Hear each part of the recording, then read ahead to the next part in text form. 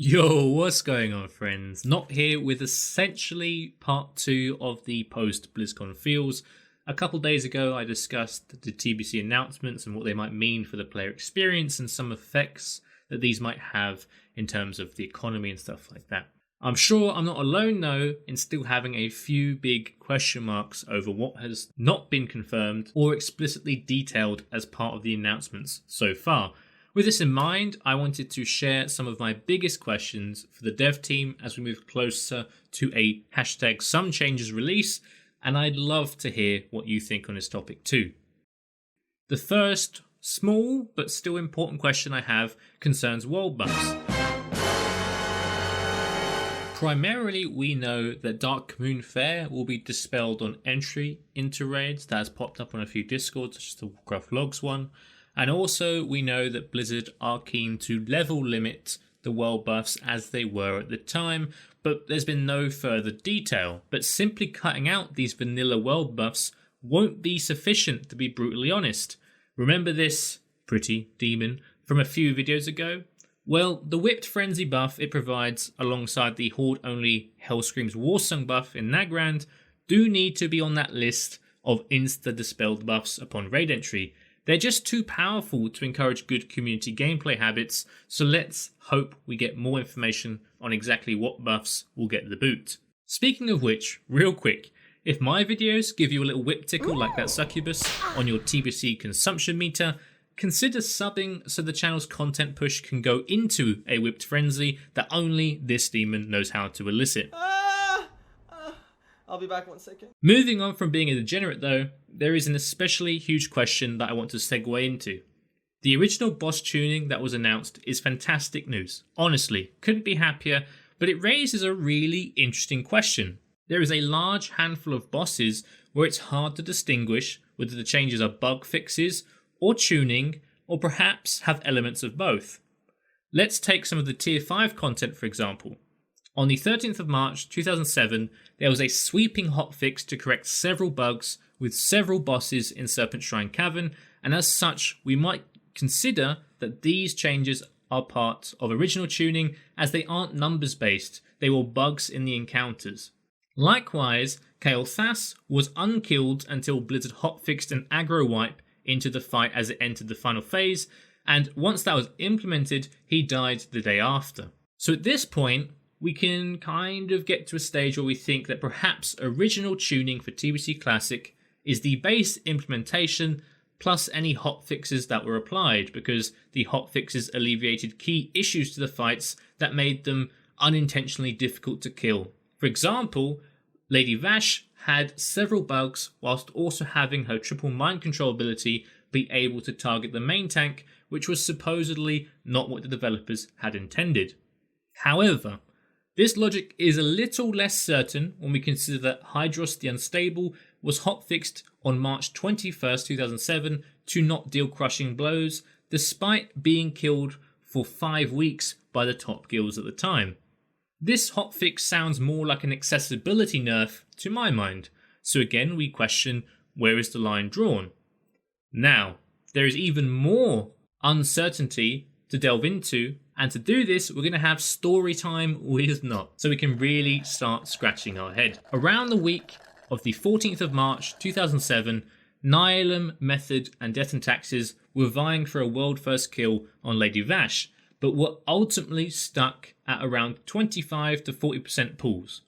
By the next reset, Blizzard had hotfixed Lady Vash's ads to have 145k HP instead of the original 340k, and 8 days later, Nihilum secured a dubious world first kill on Lady Vash due to some shenanigans regarding the use of Divine Intervention, a semi-reset to reduce Vashj's HP to 1% from 20, and then having the priest come out of Divine Intervention and Shadow Word deathing the final 1% for an easy kill.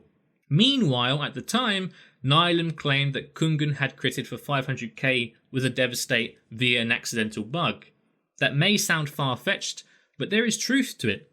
To this day, you cannot find a video of the world first Lady Vash kill. Now, the pertinent part to this story is that following this cheesy kill, it took almost 40 days more before a world second legitimate kill was done without the exploit by Method on May 5th, 2007.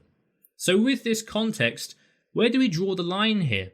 Is 340k HP adds the original tuning for TBC Classic since, hey, we've all got 14 more years experience as gamers? Or do the struggles of a legitimate kill, even with the 145k HP adds, suggest that 340k was a design error and as such closer to a bug fix than a standard boss nerf? On that open-endedness, I'd like to hear your thoughts on this topic. It's a tough one either way. I think there's logical arguments for many different takes here, but I think what is clear, for sure, is that Blizzard will need to use their discretion and quite a few man-hours to determine what the appropriate tuning is. It won't be a case of simple copy-paste, at least not for many bosses, and I personally am super keen to see where they end up balancing the bosses. On a related topic, Drums and Bloodlust have had confirmation they are being looked at by the design team. Whilst Drums have had a decent amount of coverage by both myself and other content creators, I think the biggest outlier in this area is what they might do with Bloodlust. Now, in case you aren't super familiar, the real issue with Bloodlust in TBC is that it doesn't give the sated debuff, it just has a 10-minute cooldown. So you can, in theory, swap shamans around in your raid groups mid-combat to keep your highest DPS group with a huge Bloodlust uptime. The first thing I wanted to point out is that it's positive news that they're just looking into this. It shows that they actually know what some of the key issues might be in terms of the gameplay experience as we head into TBC. As you can imagine, this is not only going to skew logs and personal performance metrics to insane levels of sweaty, but it would also trivialize some encounters that are designed as damage checks. The obvious solution is to just slap the sated debuff, and I suspect that is what they will likely do in the end. But what I wanted to sort of bring up to the wider TBC community is there any other options? Is there a more refined way to prevent Bloodlust being abused to an extreme degree? My personal thought, initially at least, is that just locking raid groups in combat would at least fix permanently lusted groups inside of a raid team. But then again, the counter argument is that it might still have potential to push the shaman stacking beyond 5 if the math says it's the best option for that encounter. So yeah, this is more of an open-ended one where I'd love to hear your comments whether there's any innovative ways that you can think of other than sated. I'm not saying there's a problem with having the sated debuff, but it would be interesting to know whether there are any alternatives that Blizzard might look into. Now, going to a completely different side of things, more to do with gearing and the overall experience of progressing the content, we were told that 2.4.3 will be the basis of all class tuning, but what about professions and quest areas? To give you a brief overview, there are changes to areas such as Sketis in Terrakar, Bashir Landing in Blade's Edge Mountains, and the Heap in Netherstorm that have a significant impact on gearing and reputations depending on when they are available.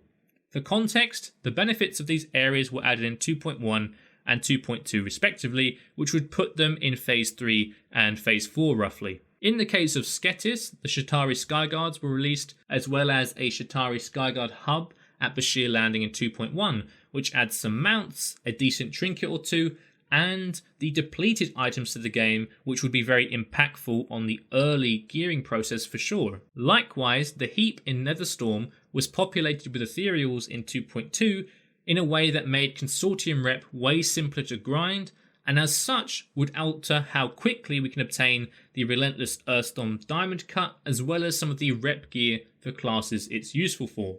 On top of this, things like the first engineering goggles were added in 2.1 as catch-up gear and to help engineering become more appealing to players, because prior to then, it was very, very underused. However, 2.1 is essentially Phase 3 if you're really strict about content timings. This would mean that the goggles lose a ton of value as you might be in Tier 5 or even about to receive some Tier 6 items before they enter the game.